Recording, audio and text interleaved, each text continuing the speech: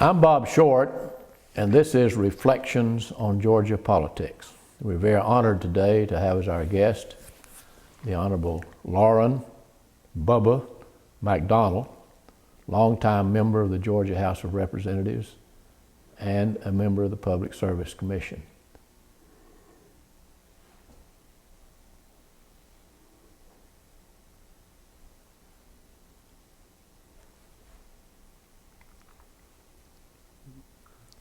Welcome, Bubba. We're delighted to have you.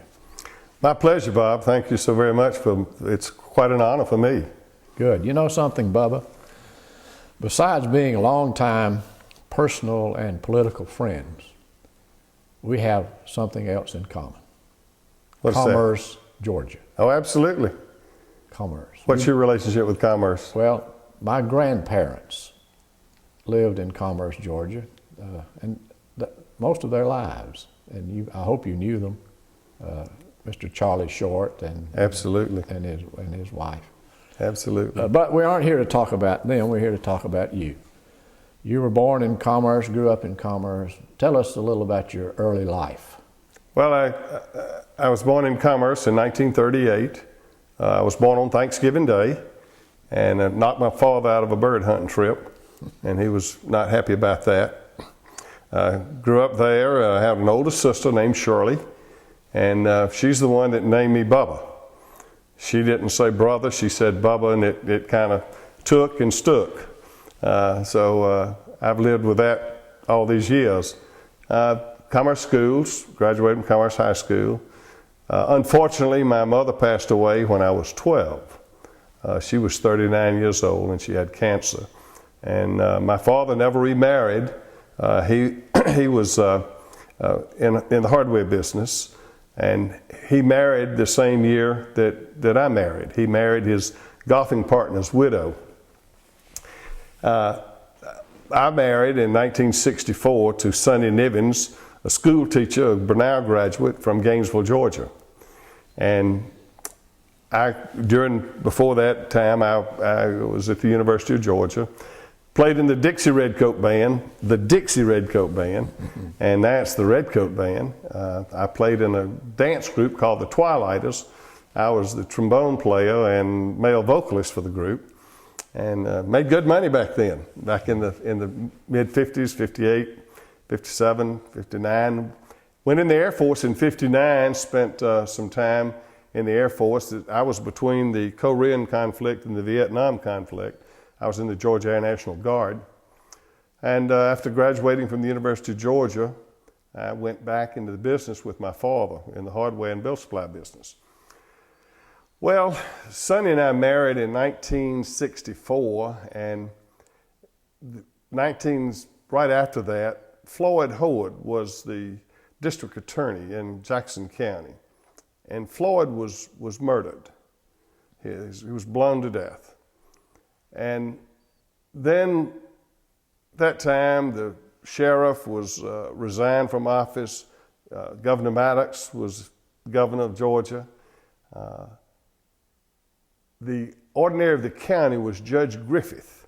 At that time, under Georgia law, the ordinary of the county would appoint an interim sheriff until one could be elected.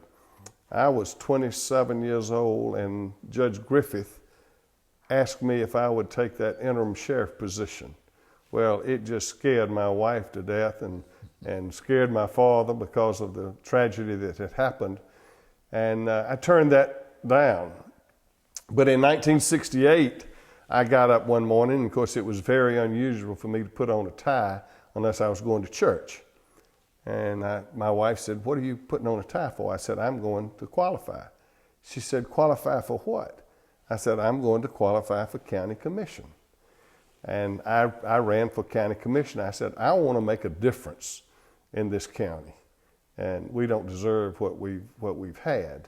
And so I was successful in that election. At that time, Bob, it was the Commissioner of Roads and Revenue. And timing is so important in everything.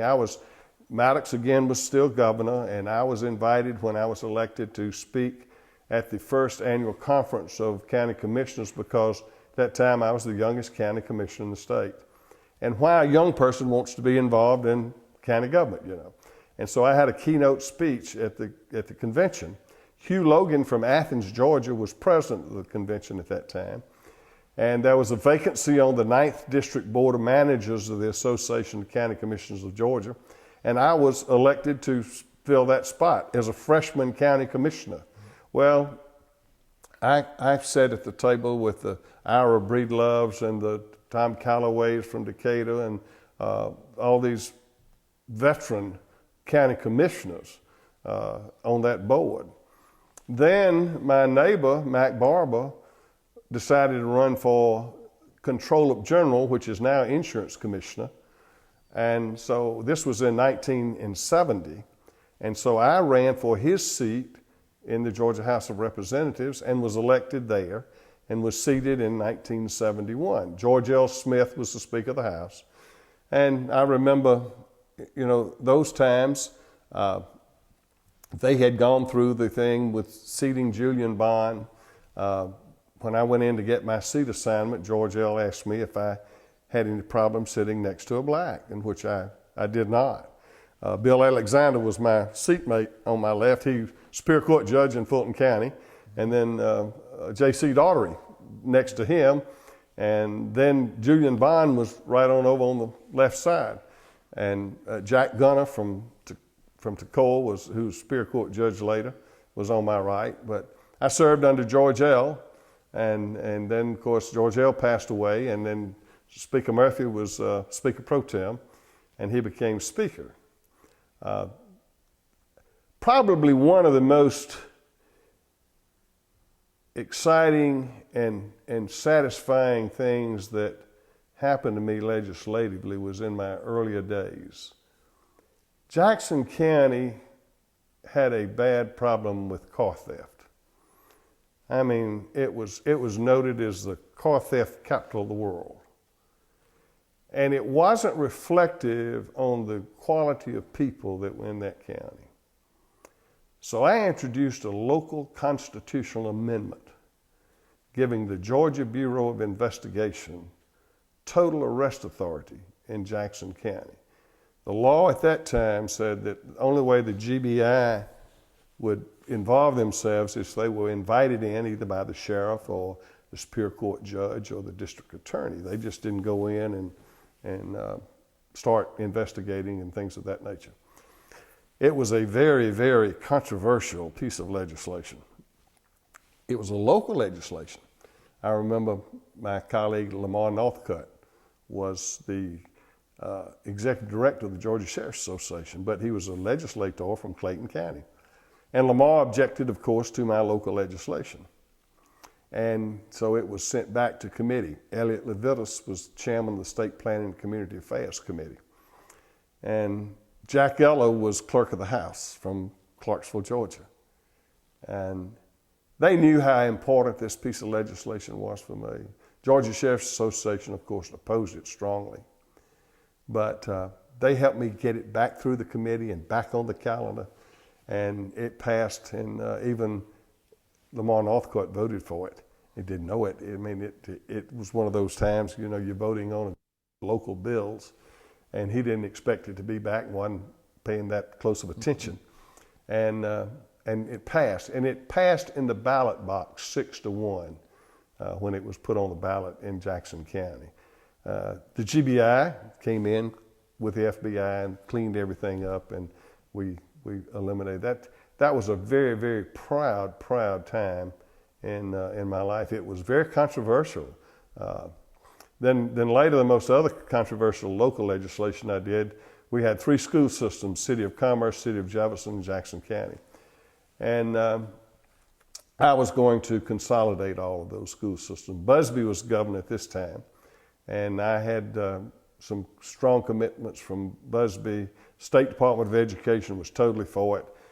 It was put to referendum, had to be passed in the 3 different school districts. It passed in 2 and failed in the county system by about 179 votes. Very unfortunate in my opinion. It was a very controversial piece of local legislation. I had the windows shot out in my business twice, the plate glass windows during that period of time. But, and unfortunately it didn't pass, and it still has 3 school systems in it. But from the state's perspective standpoint, another great tribute to me was that I was chosen to be in the charter class of Leadership Georgia. Dr. J.W. Fanning, who was quite a person and one of my favorite people. Sam Nunn and I were 2 legislators that were in the charter class of Leadership Georgia. This was in 1972. And of course, here we are in 2008, and Leadership Georgia has just flourished all over the state in a great, great program. Another big part of my legislative life was still in the mid-70s. Dean Fluellen, the dean of the business school at the University of Georgia, Dr. Fluellen and I talked, and we came up with the vision of the Small Business Development Center, the SBDC. And I did the enabling legislation or resolution that created the SBDC, and served on its board until a couple of years ago when I just stepped aside from it. But it was the model that the United States used. Dean Fluellen and I visited with Larry Bramlett. I went to Washington, to the White House, when Mr. Carter was president, and Sam Nunn was kind of leading that. He led the effort at the national level to create the Small Business Development Administration. And so that was another piece of the puzzle that I'm very proud of. Then Speaker Murphy appointed me as chairman of the Industry Committee. And Industry Committee handles basically most utility legislation and other regulatory pieces. And I did that for 5 years. I remember we had a bill that was to expand the Industrial Development Authority bonds, whereby that if you were contiguous with, like the Merchandise Mart in Atlanta, you could build on tax-free bonds. Days in, Richard Kessler went to the speaker, and they wanted to do this with a Days In downtown Atlanta on International Avenue. And Speaker called me in and said, "Let's help get this bill." I said, "Mr. Speaker, it's a bad bill. We don't need to get this bill out." And he said, "Well, yeah, it'd be all right." He says, "You know, my people from Bremen, they can't afford to stay in that Peachtree Plaza. They need a Days In down there." And I said, "Well, Mr. Speaker, we're going to keep diluting this bill, this program, and the feds are going to take it away from us. We were getting arbitrage off of it and things of that nature." And he said, "Well, just go ahead and get the bill." I said, "Well, I can't defend the bill on the floor of the House because I'm opposed to it." He said, "Well, get somebody else to do it. Be sick that day or something, you know." I said, "No, I'm not going to get the bill out, Mr. Speaker." He said, "Well, you're going to force me to have to come to your committee." I said, "No, Mr. Speaker, don't come to the committee." He said, "I'm coming if you don't get it out." I said, "Well, I guess you're going to come because I'm not going to get it out, Mr. Speaker." Anyway, I had people like Johnny Isaacson, Carl Harrison, Charlie Mann from Elberton, Frank Horn from Macon, Sonny Watson from Warner Robins, all these. Hosea Williams was on my committee. And I really had the speaker beat when he came up there by my count. But I had 2 of my friends that feather-legged on me, and they just couldn't handle the pressure from the speaker, and Bill got out. The funny thing about it was that Richard Kessler had made such a dire need that Days In couldn't do it unless they had these IDBs. Wasn't long that Joe Frank Harris was running for governor. Bo Ginn was running, saw where Richard Kessler with Days In had given Bo Ginn a big contribution to the campaign.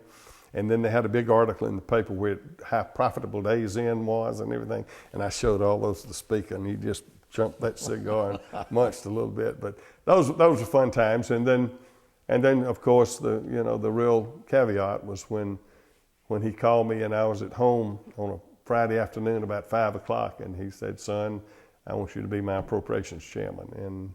And I chaired the Appropriations Committee for the next 8 years. Let's talk about that for a minute. Let's talk about how your committee and the legislature appropriates the taxpayers' money? What's the process? Well, of course, you know the governor sets the budget. He sets the revenue estimate and presents a budget. The judiciary presents its own budget to the governor, and he has to incorporate that into the budget. He doesn't mess with the judiciary budget. Then it comes to the House of Representatives. We can work within the framework of the revenue estimate. We cannot appropriate outside the revenue estimate. But the budget changes form from the time the governor prepares it till when it's in the House. And we go through the hearing processes with the different agencies, state agencies and everything. I get amused, a little side note, I get amused about even today the media so worried about lobbyists. The biggest lobby we have is government. Government itself, the university system, the school systems, the agencies within state government themselves. I mean, they just, when I was, during my time as chairman, everybody knew I was in my business on Saturday. Nothing unusual for the chancellor of the university system to come walking in my hardware and building supply business in Commerce, Georgia, or the president of the university, or the director of the Agorama in Tifton, Georgia, or something like that. It was just nothing uncommon. But then the House develops its own version, and of course there was the infamous Green Door Committee.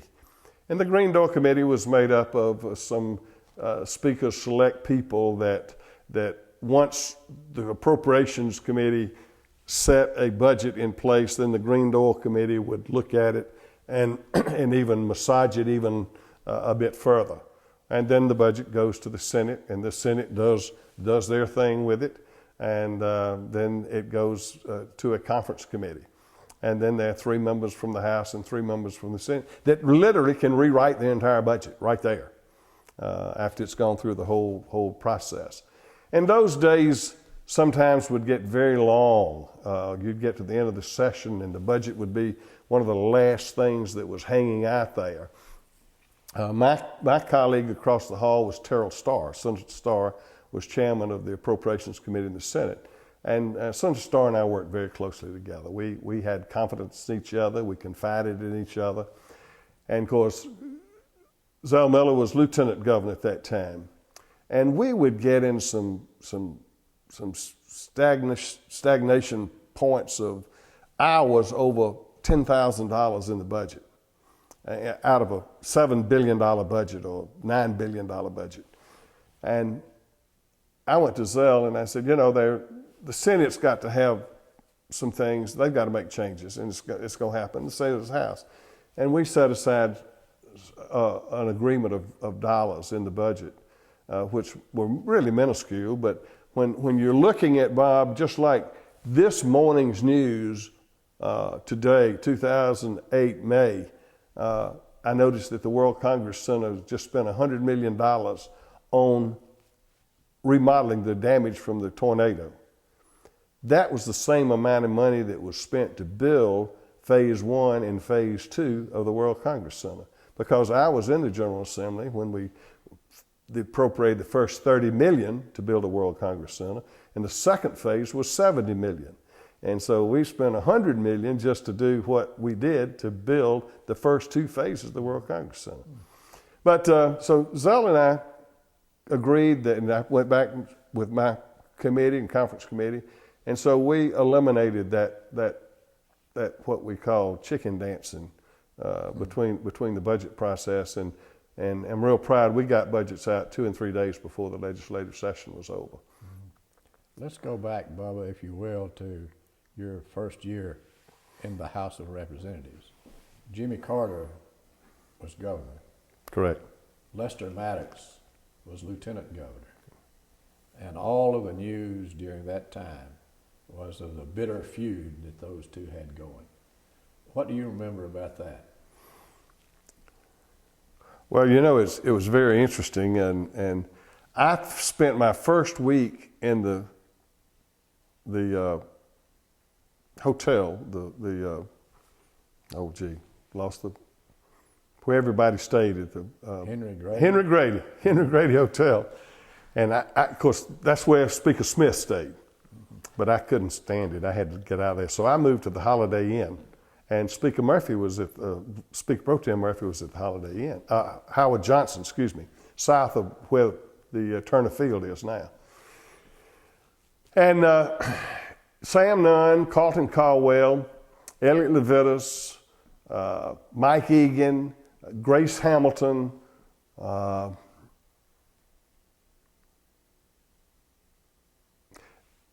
President Carter had going through reorganization of state government, and he had a group of what was called, Speaker Murphy called them 13 Disciples of Carter. And we would meet and discuss issues that the governor put before us, come up with some suggestions and everything. And in that process, there were times I remember that the 13 of us would have a unanimous position on it, and Mr. Carter would go 180 degrees in a different direction. This was on his reorganization bill. That and some of the other things, yes. Yeah. But it kind of sets the tone as to how Mr. Carter, as governor, never did have a rapport with the legislature, i.e. the Senate or the House. I never will forget a time that Mr. Carter's one of his sons, and he had him around the Capitol, came up to James Sloppy Floyd, who was Appropriations Chairman, and tagged him on the shoulder and says, "Daddy wants to see you downstairs." And of course, James Sloppy Floyd, number one, that just went, you know what happened there. But anyway, and then, you know, in my opinion, unfortunately, when he got to the presidency, he still had that same problem. He never created a rapport with Congress, you know, and of course, you look at Carter and you look at Maddox as lieutenant governor, and then you spend time with Tom Murphy as speaker and Zell as lieutenant governor and head of the Senate. And from a public standpoint, you would think that they were ready to draw knives and swords and go at each other. They worked close together. I mean, if you were privileged, like I was privileged to be behind the scenes and see what was going on, and there was great respect on both sides for each other. Mm-hmm. And that's what. And you think back and look at Georgia. Not because I was there for 20 years, but look at Georgia from 1970 to 1990 and look what happened to Georgia in this period of time, the growth, the expansion, what happened to our university systems, what happened to our technical schools that developed all over the state, trying to put one within 50 miles of every child that wants to go to college or advance their education beyond the high school, you know. This happened. Our economic growth, even though there was the mid-'70s recession in there that we experienced and had to cut back in state budget and everything, we had the developmental highway program. Completing the interstate through downtown Atlanta was just a magnificent project where we appropriated advanced funding to draw down the federal funds. Tom Moreland was the instigator and mover and shaker on that. I mean, there was just tremendous things that are there today that were done in that period of time. Let's talk a minute about some of the governors with whom you served. George Busby. A delight. George was a good governor his first 6 years. His first term and then 2 years into his second term.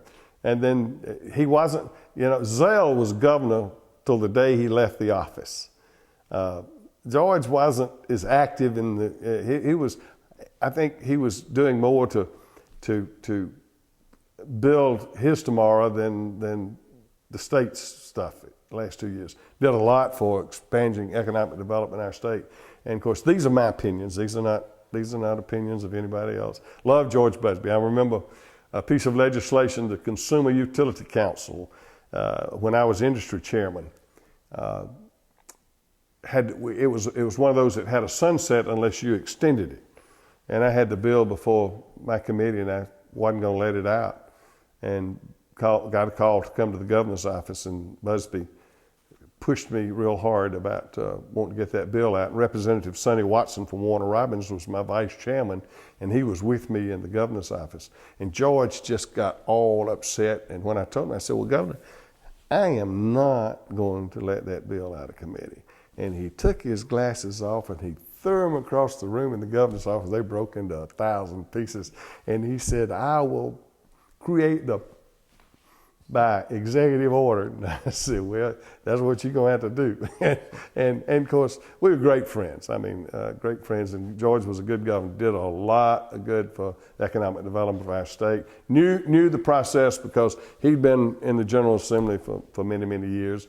We had something in common, both of us being pilots, and we always had something to talk about. Good conversation. Joe Frank Harris. Well, you know, Joe Frank was the kind that just kind of let things happen. You could count on Joe Frank. He didn't get upset. He was very dedicated to his job. Of course, a model person in his character, and his and Elizabeth's character. Not saying that any of the rest of them weren't, but Joe Frank was that. I had an experience with the Governor Harris, when the Superintendent of Education passed away during a legislative session, and I went to the Governor. And I said, Governor, there's a time right now that you can, in my opinion, you can make a tremendous difference in this state. I said, somewhere out there, there's a successful corporate head or business person that started out in the School of Education and has the credentials that would qualify that person, has taught a year to be superintendent of the state schools. And I said, I think it would be great if we went out there and found this business person to come in and manage the educational program in this state. And I said, I beg of you to do this. But he didn't do that. He appointed from within. And of course, that's fine, well and good. But those are one of the things I thought would really make a big difference. If it's just business. Running a department of education, running a department of human resources, running any of these things, you don't have to be the best teacher or the most experienced in education. You got to run a business. You got people and that you can put into those places in those different areas of expertise if you manage the program. And that's what it's, in my opinion, what it's all about. He was succeeded by Zell Miller. How about Governor Miller? A delight. Of course, as you know, I ran for governor in 1990 when Governor Miller was elected. There was Roy Barnes in the race, Andrew Young, Lester Maddox. On the Republican side, Johnny Isaacson, Greeley Ellis, Bob Wood. And the experience for me in that period of time was just awesome, to go around the state of Georgia. And I would even find myself at times defending Zell when we would be in a debate on monetary things. I remember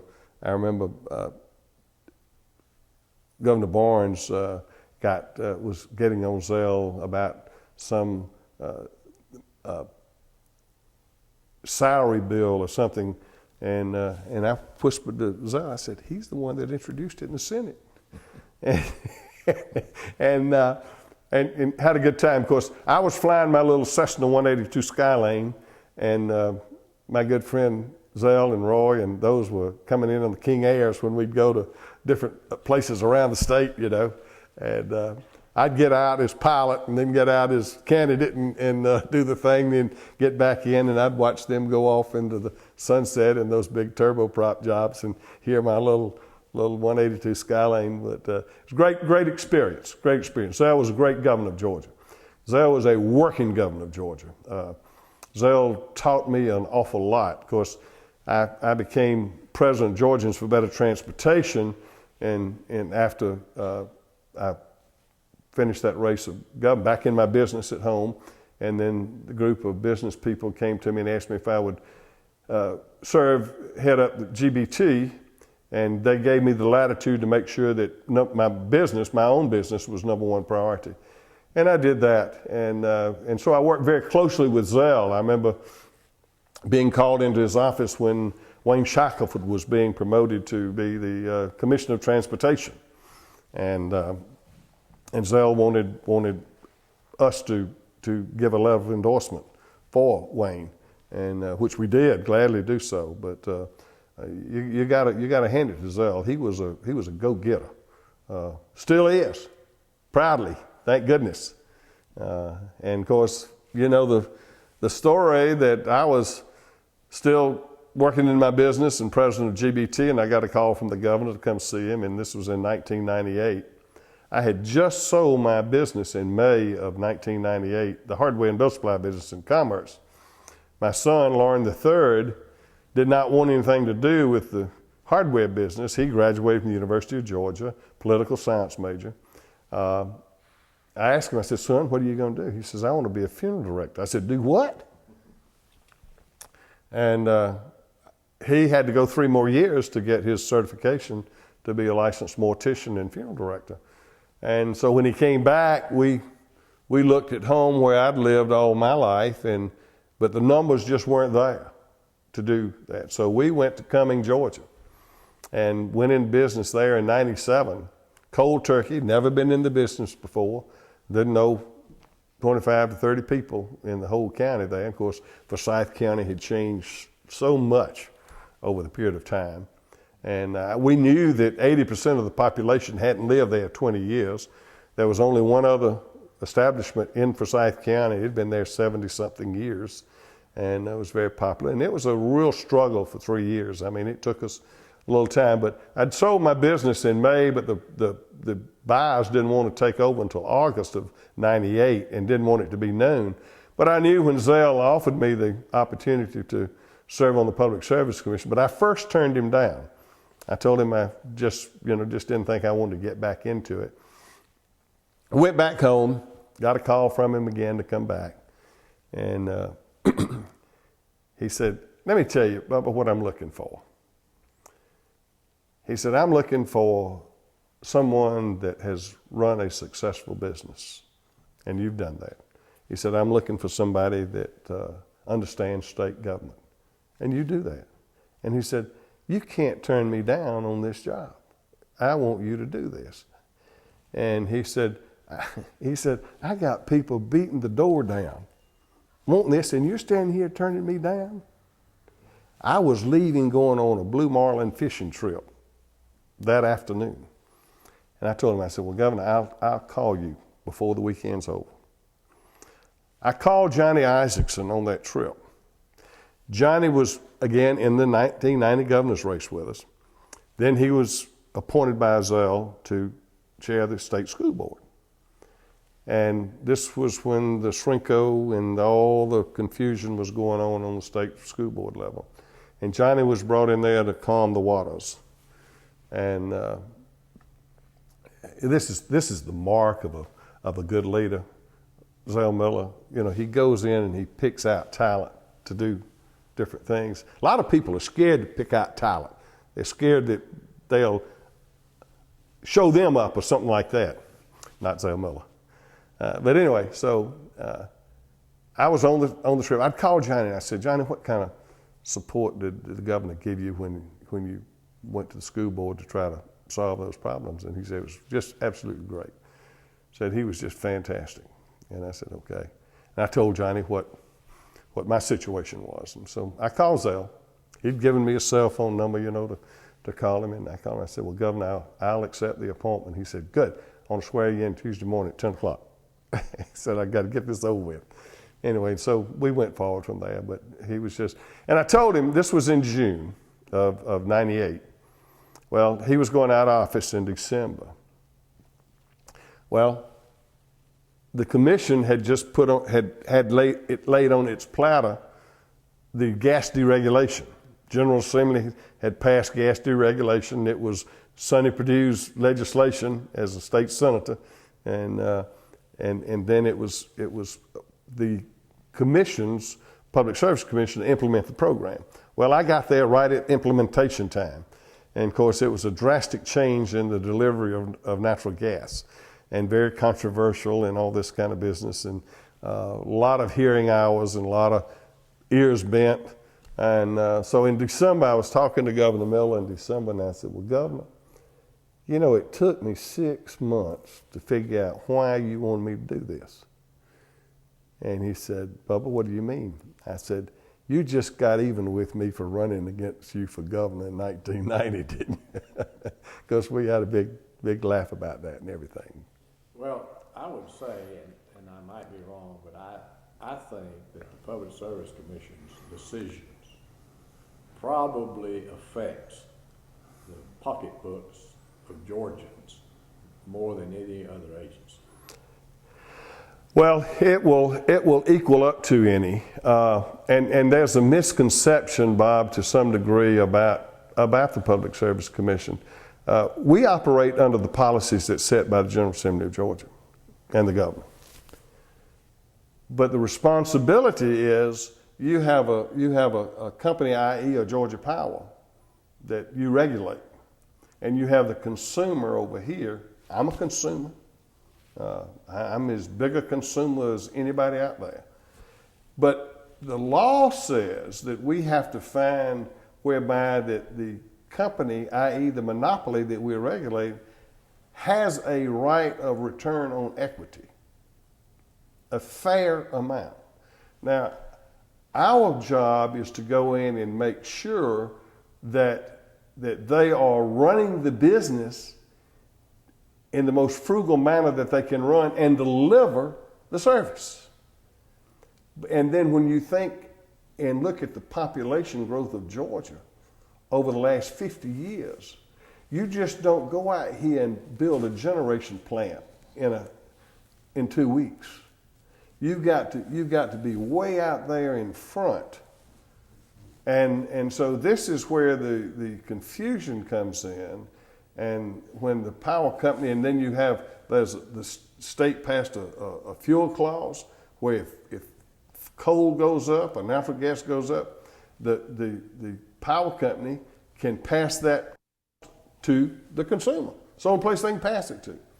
And that's state law. But we have to make sure, the commission has to make sure that it's done, their bid process, their purchases, like in my business, in the hardware business, the best way that I can serve my people is to make sure that I'm buying at the right price so that I can sell at the right price. And I have to make a profit. I can't stay in business unless I make a profit. Well, the power company can't do it either. So the commission has a balancing act to do. And then you have, when you look the other side of it is, you look at the industry, the economic development of your state. If you don't have a proper resource of almost a guarantee of 25 years or 50 years down the road, you're not going to have any economic expansion. One of the key players in economic growth, whether it's a China company, a Korean company, or an Alabama company moving to Georgia, is, hey, I got to have a reliable source of energy.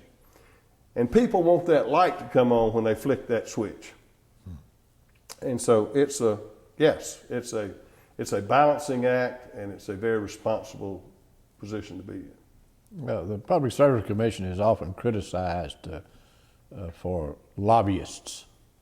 Is there any reason to be concerned about that? Well, if you're a Christian, you go to church to hear the preacher. And the preacher shares different views on the scripture. If you are a businessman, you go to an advertising agency that specializes in this to get you the best marketing plan that you can do for your business. Now, to be a public service commissioner, to be a legislator, if you don't depend on the people that are working, yes, there are those that have their selfish position, but that's what you are supposed to do, is to hear their position, hear this position, look and research to your best degree that you can with your staff, looking at both sides of it, inside out, upside down, and then make a decision. In electricity, you can follow the money line. Electricity is the same today as it was 50 years ago. That kilowatt is the same thing. There's different delivery of it. There's different methods of generating that kilowatt, but it's the same. Natural gas, same thing it was. It comes out of the ground. It's the same. Delivery systems have changed, but natural gas is the same gas that it is. The telecom industry is a total different ballgame. It changes every day, and it is most difficult to keep the human. David Burgess, a former public service commissioner, graduate of Georgia Tech. He was a staff employee with the commission for many years, and David knew more about telecom than 12 commissioners thrown in the same barrel over the last 15 years in his own mind. David could have just been anything he wanted to in the telecom industry, but he loved working in state government. And these are the kind of issues, Bob, that whether does the President of the United States, does he make every decision just on, he's got experts that he listens to in different fields. He listens to General Petraeus on the Iraq situation like that. And this is so back to your question, lobbyists provide a function. Is it abused? Sure, it's abused. But who's the abuser?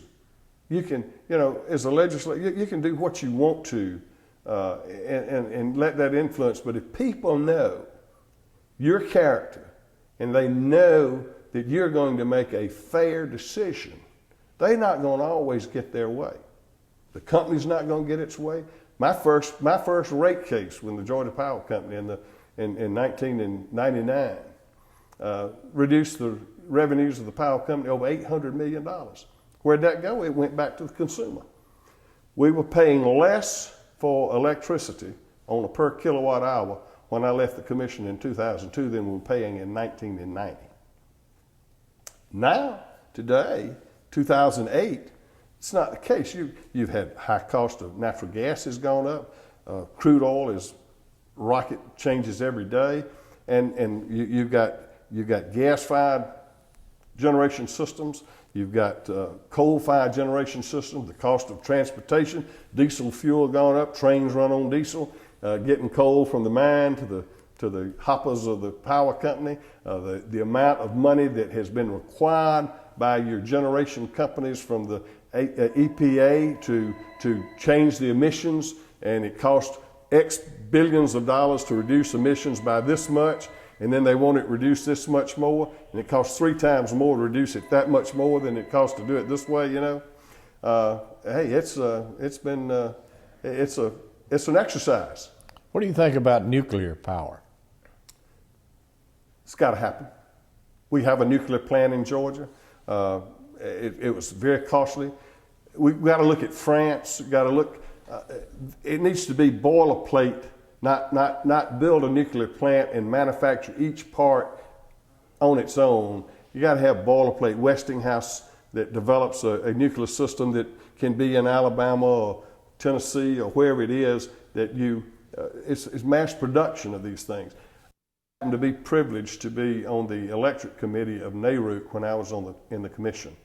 NARUC is the National Organization of Utility Regulators. I was appointed by the president to, on the electric committee, I was chairman of the subcommittee on nuclear energy and nuclear waste. I've been to Yucca Mountain in Nevada where nuclear waste is to be buried. the scientists. To me, it's foolproof. It's amazing. It's amazing. I've been to the Atmos industry in Idaho, where they have split the atom and they're recycling and reusing nuclear spent fuel. Then the president of NARUC appointed me to serve on what's called the NEAL Committee. NEAL Committee is the Nuclear Electric Liability Insurance Group. And they're based out of Bermuda, but they insure nuclear plants all over the world. And their reserves at the time when I left in 2002, their reserves were over $7 billion that they had in reserves. And they were refunding premiums to nuclear plants over the world because their reserves were so full and there had been no accidents, and it was so safe. The technology has brought it to safety. Well, it's the cleanest, in my opinion, and it's just something that it's the need that we have for tomorrow's generation. Yes, we still look at solar. We look at wind. We got to continue the technology that's available out there and new technology, but nuclear has got to expand. Well, getting back to the politics of it, do you think that the voters can be trusted to elect the right people to serve on the Public Service Commission, or should they be appointed? Bob, I would never take anything away from the voters. It's just like why I had never wanted to support term limits. In my opinion, term limits remove the voter of the responsibility of exercising a right as an American to express themselves. You may have someone that has done a fabulous job and you have a 6-year limitation on their service as far as, and yet because of that limitation, they can't go forward. I think that term limits are not good. I know everybody says, well, incumbents. Our problem now, in my opinion, is that we're trying to overregulate public service at all levels. We're in 2008. A congressperson shouldn't have to run for every 2 years, in my opinion. It's so costly, and you don't get the job done. Congress needs to limit their days like the Georgia legislature does. Go back to it being a volunteer Congress and have so much time. You'll get the same amount of work done. They could have 6 months up there and 6 months at home, and we'd get the same job done. The 40-day, don't ever let the 40-day legislative days expand in Georgia. We won't create a bit more progress by doing that. And it's just getting people to give themselves, and it's an awesome responsibility when you give yourself or your families. I've had the privilege of speaking to incoming legislators about their coming in, and they would be sitting there with their spouses. And I'd say, look around the room. You got professional people, you got business people, you got families, you got husbands and wives, you got sober people. Some of you going home drunk. Some of you are going home with a broken marriage. Some of you are going home because you've lost your business or lost your practice, because you get too involved and you let your ego and everything run away with you. And this has happened. I've served with them. I could call their names of people that just great people that let their involvement get away from them. You've got to have a strong discipline. And that's not only in a legislative branch or a commissioner of public service or a governor. That's life. You've got to have that discipline. Well, you and I believe, 2 years, were forced to run again, or to run for election for that seat that you're appointed to. It was 4.5 years. 4.5 years. Well, I had to run within 6 months. Yeah. I had to run the next Yeah. cycle of election, and Right. I was elected to that, but it's public service is a 6-year term. But you were overwhelmingly elected to fill, was it the remainder of an unexpired term? Correct. Yeah, so then you ran again, Right. and unfortunately, you were defeated. Well, it happens when you if you don't want to get tackled, don't play football. And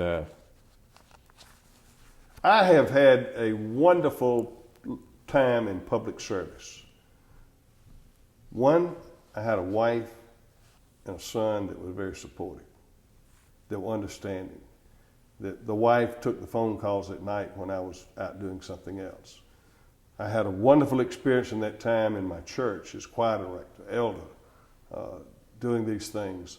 I was fortunate in having a business that was profitable. I had good people working with me that made it possible that I could do some of these other things. And it'd be so bad to be in this world by yourself. It would be so bad. And when my toes are turned up, Bob,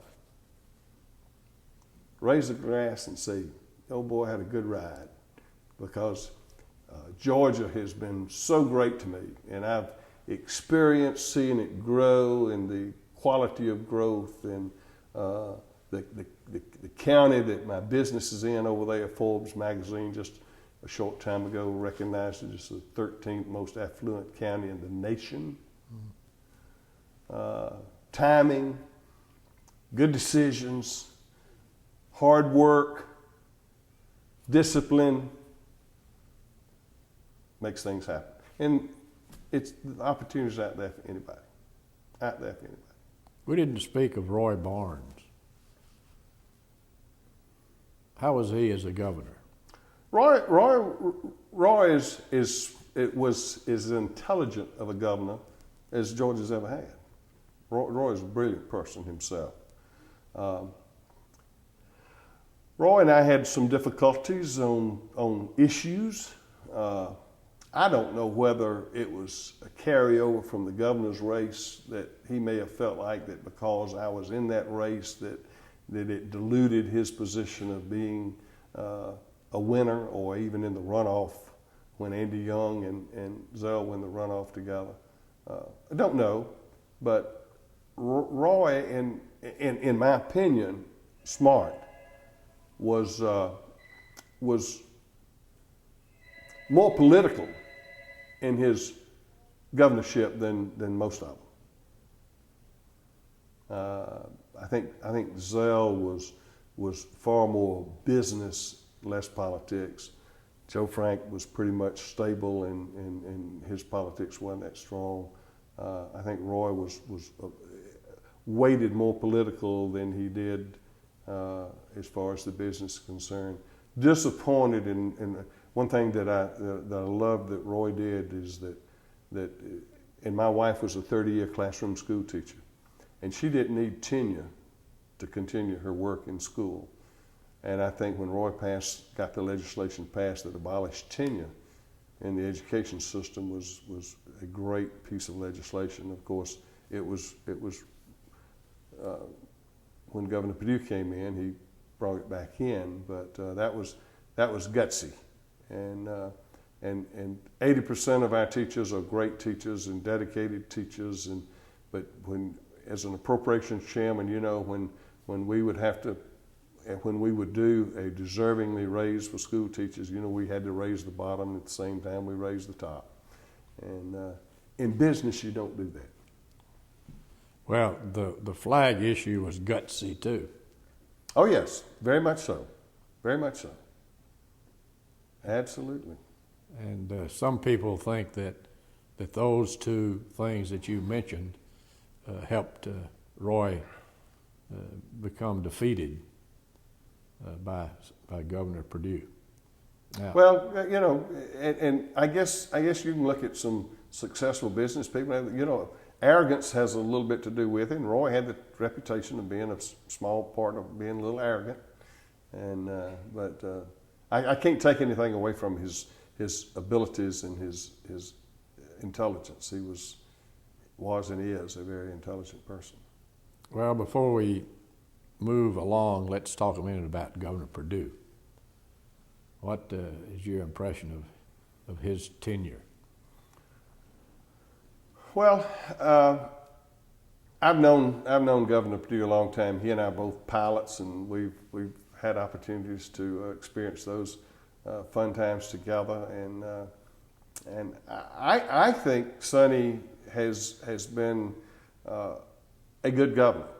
I think that he has his heart is well in the right place, and he's also has been a man of character in his leadership program.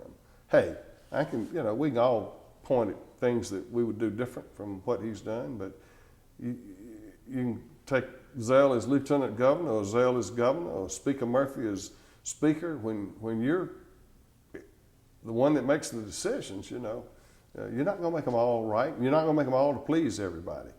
But overall, in the whole grade, I think Sonny's been a great governor. He's presented Georgia well. We've experienced some nice growth in our state. He's dedicated to our educational system. So I give him high marks. Same as I would give Zell. All of them. Georgia's been fortunate to have good governors. No scandals. They haven't had scandals in the governors like Louisiana, Alabama, New Jersey. Hey, Bubba, think about this.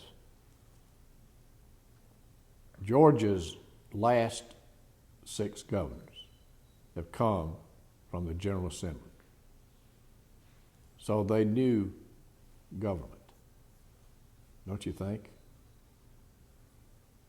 Absolutely. I mean,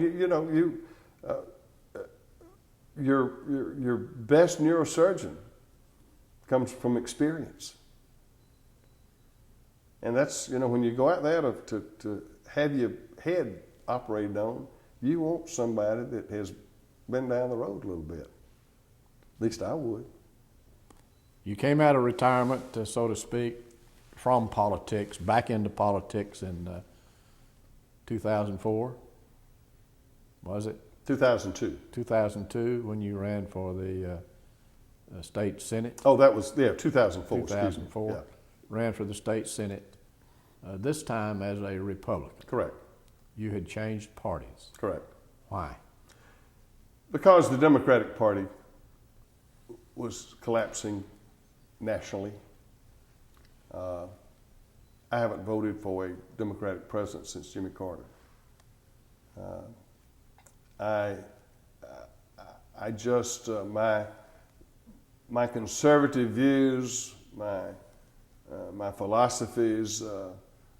I had a change in life in '97 with the right to life issue. When my son got in the funeral home business, and I was sent down to Northside Hospital, and I wasn't pro-choice, I wasn't pro-life, I was just moderate. But when I picked up a fetus to bring to our funeral home, I looked at that and said, "How can you do this?" Change. What do you think has happened to the Democratic Party in Georgia?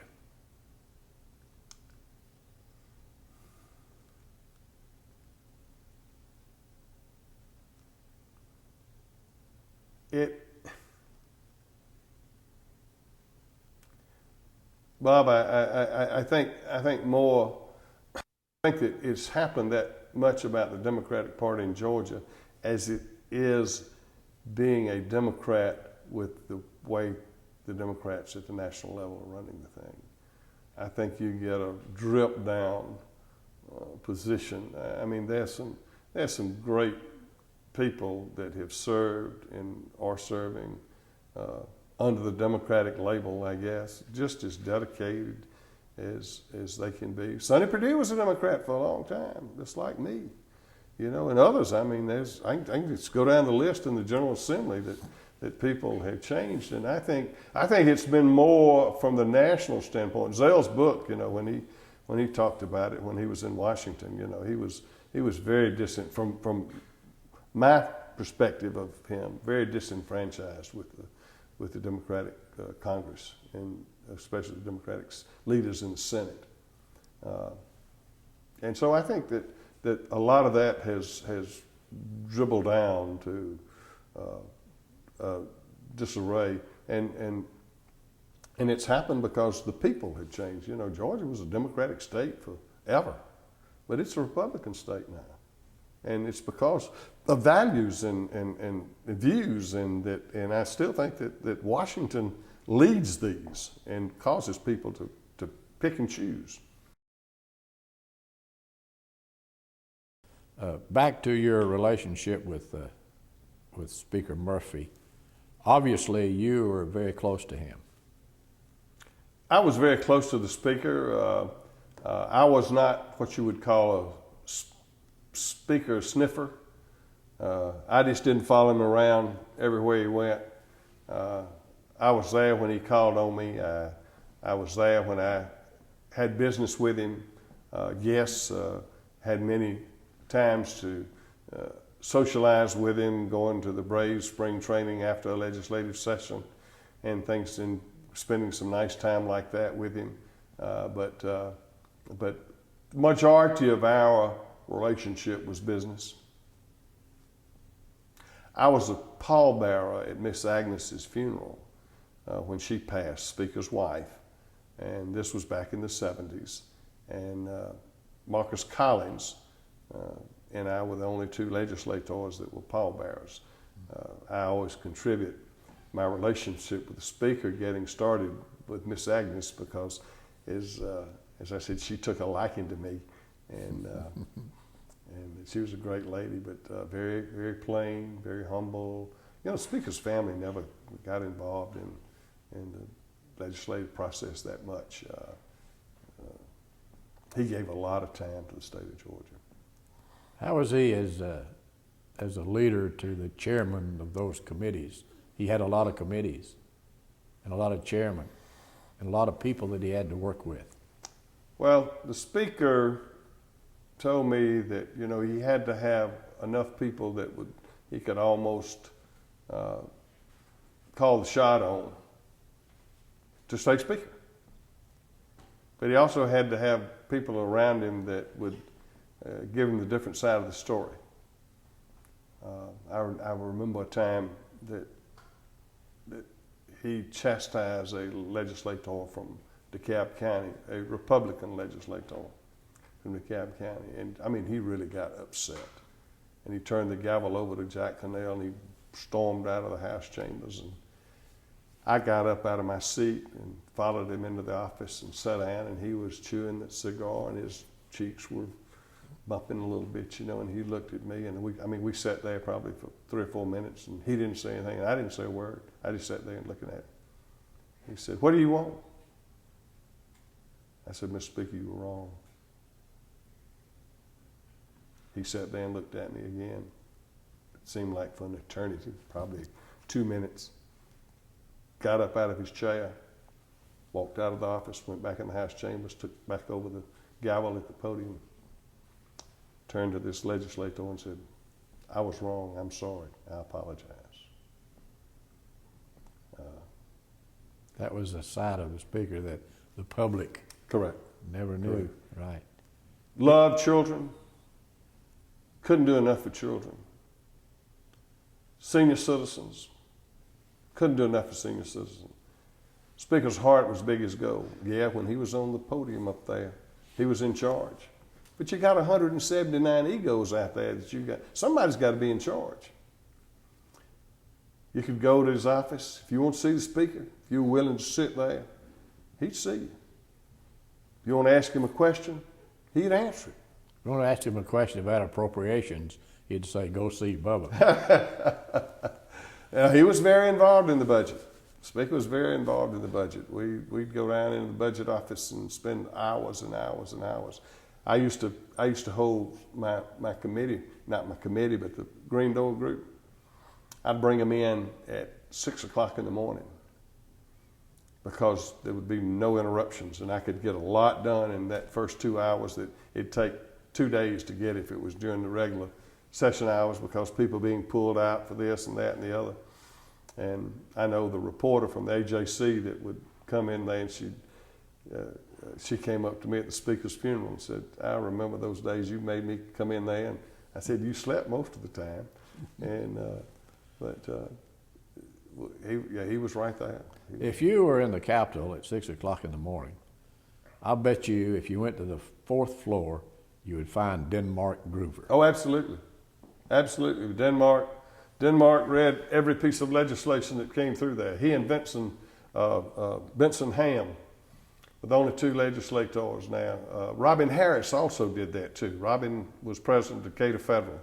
Sat right behind me in the House in my earlier years. Super guy, just brilliant guy. These are the kind of people that you had an opportunity to work with.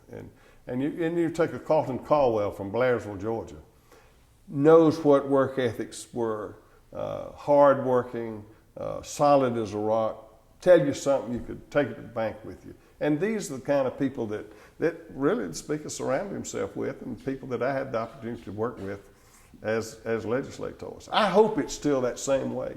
I hope there's a trust factor between colleagues in the legislative branches of government, because you can't be an expert in all fields. You gotta have somebody that looks at education bills and understands your hometown situation, your constituency, and says, I can go to you and I say, "Bob, on House Bill 686, how's that going to affect my school district?" or something like that. And you can help me and tell me that. Bob Bell was another DeKalb County Republican that I remember working with, and Bob was very active in the education side of it. And Bob was a confidant of mine in there, even though he was on the Republican side. I never looked at whether you were a Democrat or a Republican. It didn't matter to me. Get the job done. Let's work together. Let's go. Johnny Isakson and I worked closely together as legislators. We tried to pass CWIP, construction work in progress, when they were building Plant Vogtle, the nuclear plant down there. And of course, the cost of Vogtle went higher than it was intended to do, but still, if that legislation had been processed, we'd have saved the consumers of electricity in Georgia millions of dollars over the years because of the interest in that kind of thing. Make an investment in your future. You can't. I remember when we had the first issue of the World Congress Center, $30 million going to build a World Congress Center. My wife was a classroom school teacher making less than $6,000 a year as a teacher. I don't know whether she voted for me that time or not again to get reelected, because teachers needed pay raises. And they couldn't understand what were we spending $30 million for a World Congress Center, because there was no World Congress Center. It was a vision. You have to make an investment in order to get a return, whether it's in education, whether it's in generating electricity, whether it's in the funeral home business or whatever it is. If you don't make that investment, you can't expect a return. Marcus Collins. That's right, Mr. Speaker. Great guy. One of those people that absorbed. Marcus was the sponge. As Ways and Means chairman, everybody's got all kind of legislation that's do good legislation, but on the other side do a lot of harm legislation. And Marcus was the sponge that would absorb that and take the beating of it, especially from the Atlanta press, because he was from Cotton, Georgia. They didn't take the paper down there, so it didn't hurt him with his constituency.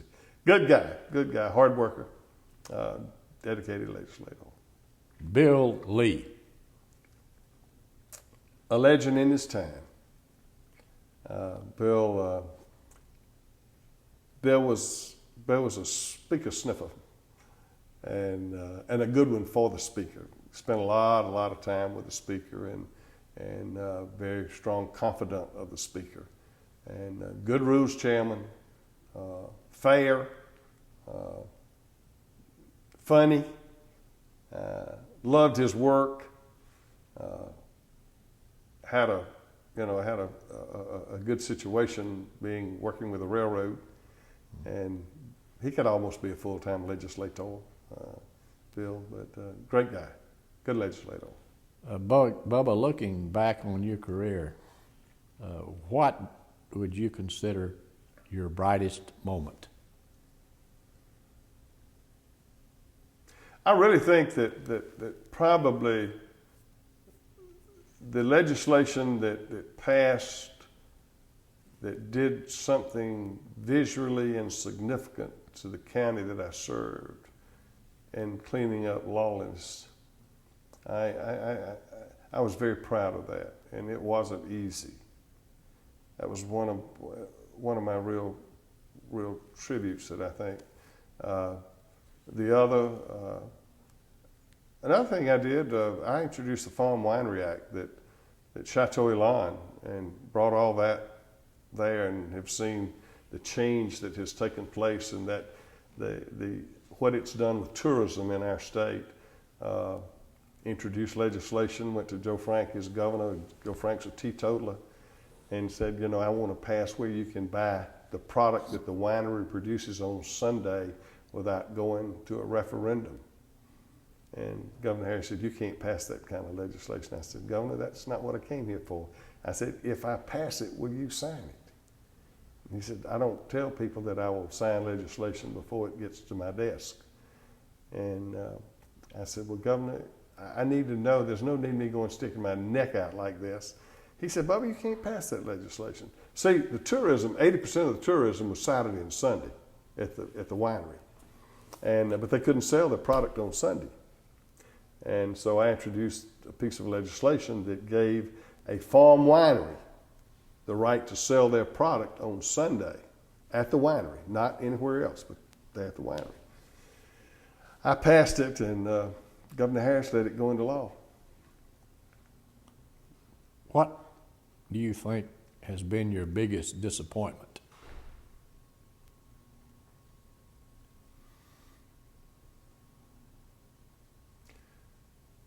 My biggest disappointment truly has been not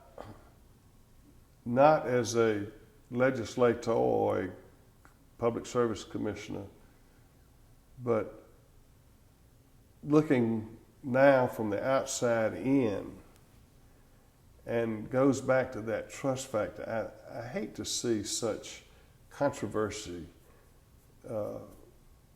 people not working together legislatively, and it seems like it's more now than it was when I was there. And I hate to see that. I don't think it's good for the image of our state. I hate to see our leaders not being able to sit down and solve their personal issues together, so that we had a talk about the Green Door Committee. We had an agreement that we could fight all we wanted to inside that room, go at each other, get your best punch, but we went out there unanimous.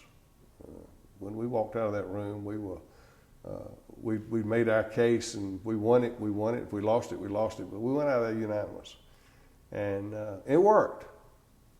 And I'd like to see more of that. I think that's healthy. How would you like to be remembered? I'd like to be remembered that as a public servant of character, that loved working with people and for people, and hopefully that the footprint that I laid out there had a little something to do with making life better for my fellow Georgians. I've made the statement many times that I've had two major successes in my career in public service. Number one, when I went in public service, I had a small business. And when I left public service, I still had a small business, and it was successful and had grown. And the second accomplishment is that I went in public service with my wife, Sonny, and came home with my wife, Sonny. And I thought those were two, because I've seen some different cases.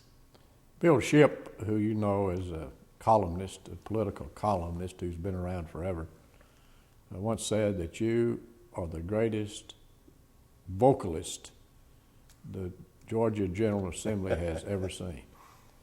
And I want you to make me a promise. I want you to sing at my funeral. Well, Bob, you know, if it works, i.e. the voice, if it's not cracking and all that, it would be my honor to see you off to that great land. God gave me a talent. I'm not trained.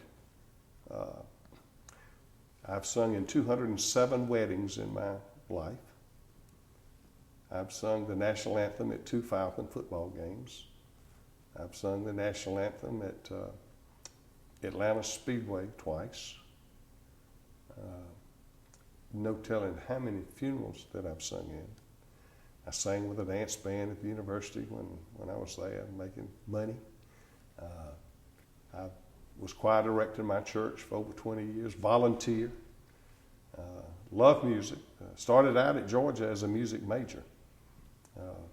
But beyond that, I just, it's something that I enjoy sharing. Usually the people say, well, you sing at a lot of places, don't you? I said, yeah, my fee fits their budget. Well, you're a great Georgian, and I appreciate you being with us here. Well, it's just an honor. It's just an honor to write this down, as you might say. And, of course, I love the University of Georgia, and I love Georgia. I love my family, and got 3 grandchildren. And it's been a good ride. Lift that cup. It's okay.